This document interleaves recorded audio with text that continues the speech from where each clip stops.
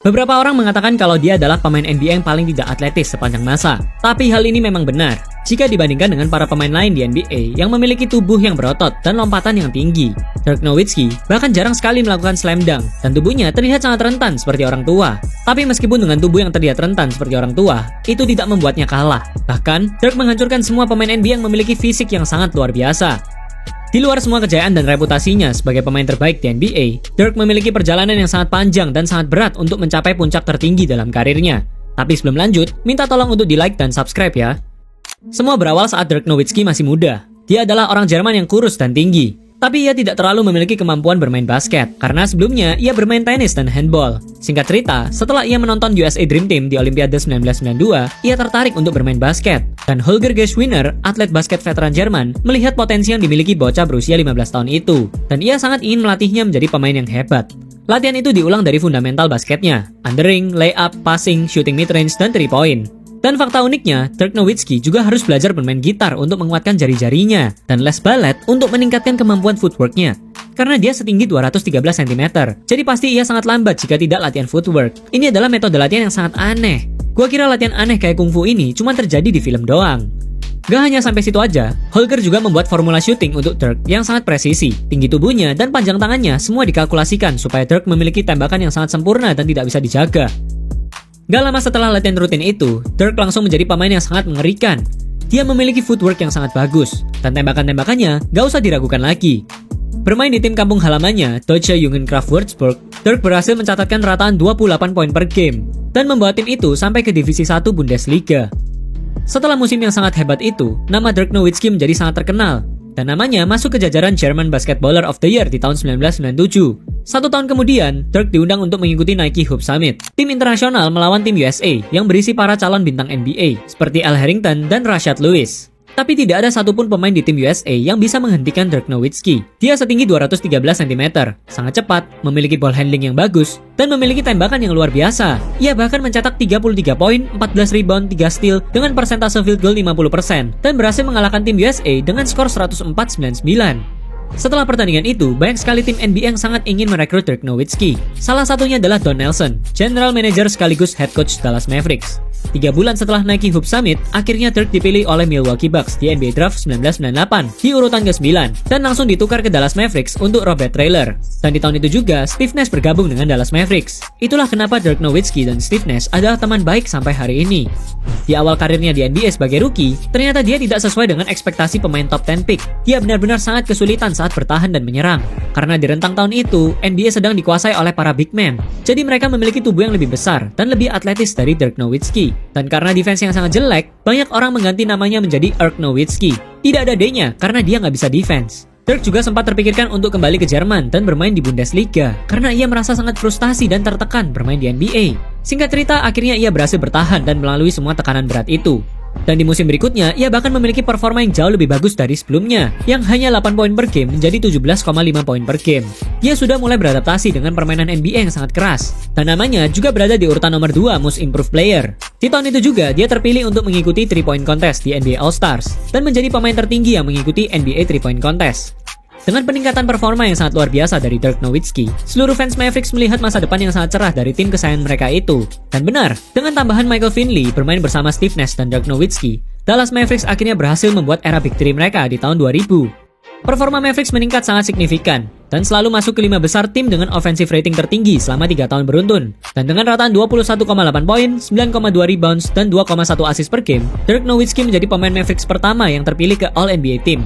Dan di musim berikutnya, 2001, Mavericks memperpanjang kontraknya menjadi 90 juta US dollar selama 6 tahun, yang menjadikan Dirk sebagai atlet Jerman kedua dengan bayaran tertinggi setelah Michael Schumacher, sang pembalap F1. Di musim itu juga, Dirk kembali meningkatkan performanya lagi menjadi 23,4 poin, 9,9 rebound, dan 2,4 assist per game. Dan untuk pertama kalinya, ia berhasil masuk ke NBA All-Stars. Inilah awal 11 kali All-Stars beruntun dari Dirk Nowitzki, dan masa prime-nya di NBA baru saja dimulai. Peningkatan performanya terus meningkat secara signifikan sampai pada tahun 2005. Dengan rataan 26, 10, dan 3, namanya akhirnya masuk ke jajaran nominasi MVP di urutan ketiga. Dari yang sebelumnya tidak bisa bersaing di NBA, sekarang menjadi mesin poin utama bagi Dallas Mavericks. Dirk juga dikenal dengan gaya syutingnya yang sangat ditakuti, one leg fade away. Karena tidak ada satu orang pun yang bisa ngeblok fade away dari pemain bertubuh 213 cm itu. Bayangin aja, udah tinggi segitu, terus dia fade away. Siapa yang bisa jaga?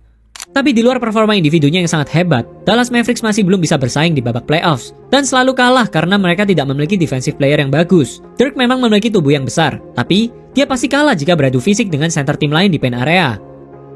Masuk ke musim 2005-2006, Michael Finley dibuang oleh Dallas Mavericks dan hanya tersisa Dirk Nowitzki, pemain terakhir dari era Big Three Mavericks.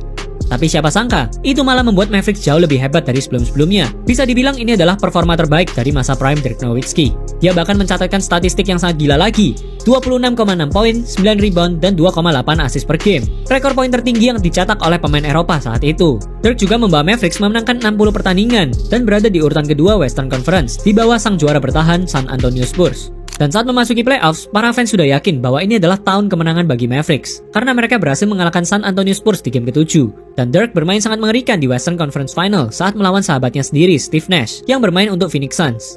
Dia bahkan mencetak karir high 50 poin saat melawan Phoenix Suns di Western Conference Finals. Bill Simmons bahkan mengatakan kalau Dirk Nowitzki telah bermain di level yang jauh lebih tinggi dari semua forward di NBA saat itu.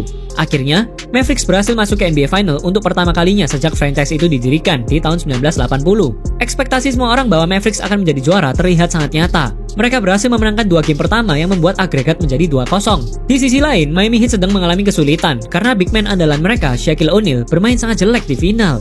Hanya mencetak single digit poin dalam satu game. Para pemain, manajemen, sampai fans Dallas semuanya sudah percaya bahwa inilah tahunnya.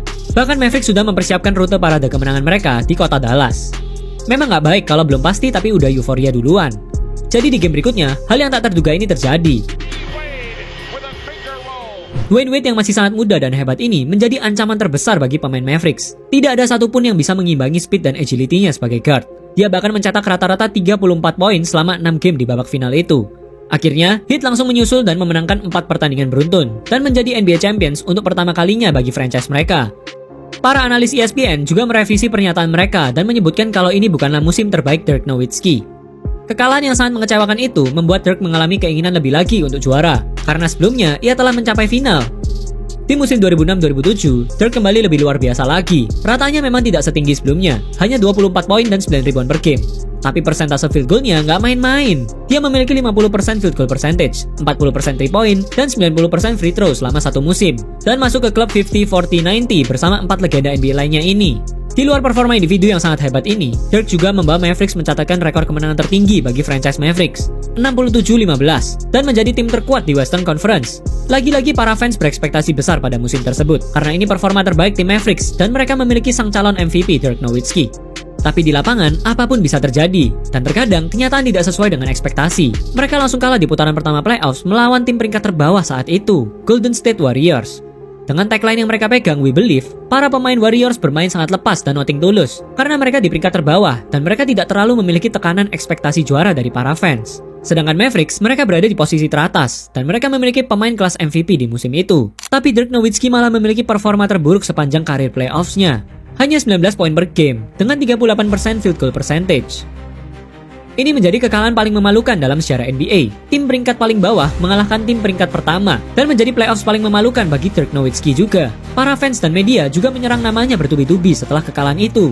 Dirk juga kembali terpikirkan untuk mengakhiri karirnya di NBA lagi, karena sudah nggak kuat. Cedera mental seperti ini adalah cedera yang paling sulit untuk disembuhkan. Banyak pemain-pemain hebat yang awalnya sangat jago, tiba-tiba performanya menurun dalam sekejap karena tidak bisa memenuhi ekspektasi banyak orang. Setelah kekalahan itu, Dirk berencana pergi dari Amerika, tapi tiba-tiba ia mendapatkan telepon dari NBA. You can't leave. There might be a possibility you're winning the MVP. Akhirnya, dengan berat hati ia menerima trofi MVP itu di tengah-tengah kekecewaan fans Dallas. Setelah menerima penghargaan itu, Dirk langsung meninggalkan Amerika bersama Holger dan pergi ke Australia untuk memulihkan cedera mentalnya dan menghindari para publik dan media untuk sementara waktu. Setelah liburan off-season bersama Holger, Dirk akhirnya memutuskan kembali dan siap secara fisik dan mental untuk mengubah perspektif para fans dan media yang mengatakan kalau dia adalah biang kerok kekalahan Mavericks dan bukanlah pemain kelas MVP. Tapi meskipun Dirk memiliki performa yang sangat bagus, Mavericks masih belum bisa mengimbangi tim lain di babak playoffs. 2008, mereka langsung kalah di putaran pertama melawan Charlotte Hornets dalam 5 game. 2009, kali ini mereka berhasil mengalahkan San Antonio Spurs di putaran pertama dengan skor 4-1. Tapi di game berikutnya mereka langsung dibantai oleh Denver Nuggets dengan skor 1-4. Dan kekalahan ini terus berlanjut sampai tahun 2010. Mereka lagi-lagi kalah di putaran pertama playoffs melawan San Antonio Spurs dalam 6 game. Seiring menuanya Dirk Nowitzki, para media sudah membuat narasi yang mengatakan kalau dia akan menjadi salah satu pemain terhebat di NBA yang tidak akan memiliki cincin juara. Nama-nama pemain hebat yang baru sudah mulai bertebaran di NBA, seperti Kevin Durant, Derrick Rose, dan Blake Griffin. Sedangkan nama Dirk Nowitzki sudah mulai dilupakan oleh para fans. Dan ekspektasi bahwa Mavericks bisa menjadi juara sudah terlihat sangat mustahil. Di offseason 2010, banyak nama bintang NBA yang menjadi free agent, seperti LeBron James, Dwayne Wade, Chris Bosh, Joe Johnson, dan termasuk Dirk Nowitzki. Dan Kobe Bryant sangat menginginkan Dirk untuk bermain di LA bersamanya. Apalagi Lakers sedang di momentum back-to-back champion dan mengincar gelar tripitnya. Tapi yang terjadi malah di luar ekspektasi orang-orang. Everybody's looking around all these free agents. If you want to come to LA, and he goes, dude, I would love to play with you, but Dallas is my home, this is my team, I'm not leaving here. Memasuki musim 2010, Dallas Mavericks bukanlah tim yang diproyeksikan untuk menjadi juara. Karena kalian harus lihat tim lain yang memiliki roster yang sangat gila ini. Di wilayah barat ada Los Angeles Lakers yang menjadi juara bertahan selama 2 tahun beruntun dan masih memiliki roster kejuaraan yang sama. Selain itu, ada 3 pemain rising star baru dari OKC Thunder yang diproyeksikan akan menjadi superstar di masa depan. Kevin Durant, Russell Westbrook, dan James Harden. Dan di wilayah timur, ada Boston Celtics yang selalu menjadi championship contender di wilayah timur. Chicago Bulls yang dipimpin oleh sang MVP termuda Derrick Rose. Dan super tim yang sesungguhnya adalah Miami Heat, tim yang diprediksi akan menjadi juara NBA dengan mudah. Mereka memiliki big three yang sangat mengerikan, LeBron James, Dwayne Wade, dan Chris Bosh. Sedangkan Dallas Mavericks berisi bapak-bapak yang udah tua bermain basket seperti film Grown Ups. 8 dari 18 pemain Mavericks berusia di atas 30 tahun, dan 8 orang itu adalah pemain kunci dari Mavericks. Bahkan, Jason Kidd sudah seharusnya pensiun di tahun itu. Dia sudah berumur 38 tahun. Jadi wajar saja jika tidak ada satu orang pun yang percaya dengan tim itu. Hanya para pemain Mavericks itu sendiri yang percaya. I'm serious, baby. We gonna win it all this year. Right here. I got a tattoo to prove it. Banyak orang yang menganggap kalau dia itu gila karena bikin tato di tangannya itu. Tapi sebenarnya, Mavericks di musim 2010-11 ini mendadak jago banget. Mereka memang nggak punya pemain bintang yang bisa melakukan apa saja seperti LeBron atau Kobe. Tapi mereka memiliki skill yang sama rata. Dan saat di regular season, semua orang shock dengan permainan Dallas Mavericks. Mereka ngalahin Boston Celtics 2 kali, ngalahin Thunder 2 kali dari 3 pertandingan, dan yang lebih gilanya lagi, mereka juga ngalahin Miami Heat 2 kali dari 2 pertandingan. Mavericks juga mengakhiri musim 2010-11 itu dengan 57 kemenangan, rekor terbaik kedua setelah tahun 2006. Ini semua hanya karena satu orang, Tyson Chandler. Kita semua tahu kalau Mavericks tidak pernah memiliki defensive player yang bagus. Dan ketika Chandler bergabung dengan Mavericks, itu sangat berpengaruh bagi defense mereka. Sedangkan offense tidak perlu diragukan lagi. Mereka merupakan tim terlengkap di NBA. Starting five mereka berisi para pemain-pemain tua. Pastinya mereka sangat berpengalaman. Dan permainan mereka lebih mengandalkan strategi, bukan one-man show. Memasuki babak playoffs, Mavericks bertemu dengan Portland Trail Blazers, tim peringkat ke-6 di wilayah barat. 6 dari 12 analis ESPN memegang Blazers yang akan memenangkan putaran pertama ini. Tapi Dallas langsung membuktikan kehebatan mereka. 2 game pertama langsung dimenangkan oleh Dallas Mavericks yang dipimpin oleh Dirk Nowitzki dengan total 61 poin dalam 2 game. Tapi tiba-tiba kebiasaan Dallas Mavericks di playoffs kumat lagi. Tiba-tiba mereka hilang momentum dan permainan jadi kacau banget. Akhirnya game 3 dan 4 langsung diamankan oleh Blazers. Game kelima, Mavericks kembali memenangkan pertandingan di kandang mereka. Dan di game ke-6, Dirk Nowitzki kembali mencetak 33 poin dan berhasil melanjutkan perjalanan yang lebih sulit bagi bapak-bapak tua ini. Karena di putaran berikutnya, mereka bertemu dengan sang juara bertahan, Los Angeles Lakers, yang dipimpin oleh sang legenda Kobe Bryant. Kali ini semua analis ESPN memegang LA Lakers yang akan menang di Western Conference Semifinal. Tapi lagi-lagi, Mavericks menyapu 2 pertandingan pertama melawan Lakers. Dan orang-orang mulai melihat Dallas Mavericks dan Dirk Nowitzki berbeda dari musim sebelumnya. Mavericks selalu mengungguli Lakers setiap posisinya. Dan Dirk mencetak 9 poin di kuarter keempat dan diakhiri dengan total 32 poin di game ketiga. Sekarang hanya kurang 1 pertandingan saja untuk mengamankan Western Conference Final. Dan inilah yang terjadi.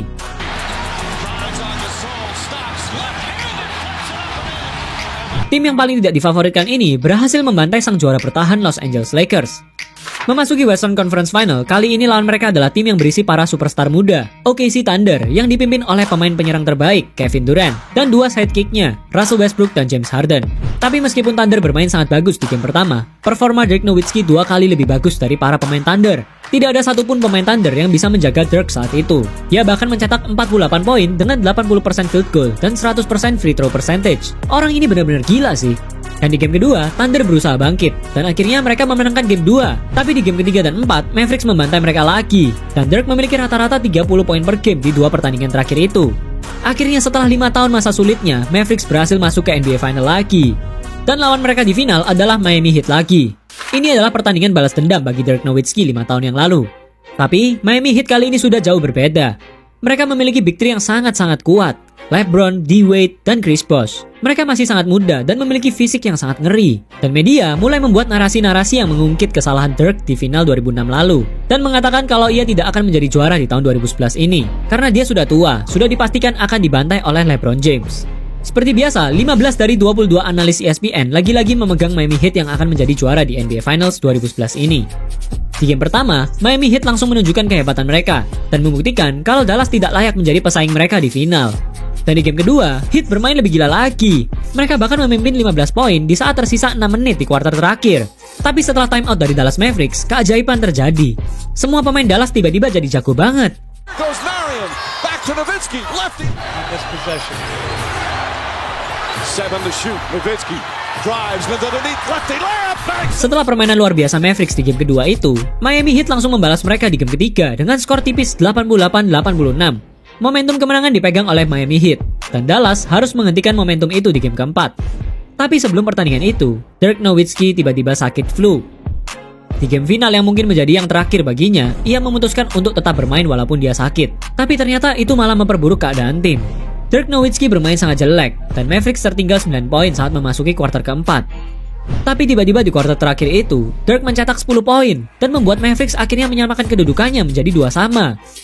Memasuki game 5, mungkin banyak dari kalian yang nggak tahu kalau ternyata Dwayne Wade dan LeBron James adalah tukang bacot. Mereka memparodikan Dirk yang sedang sakit flu saat itu.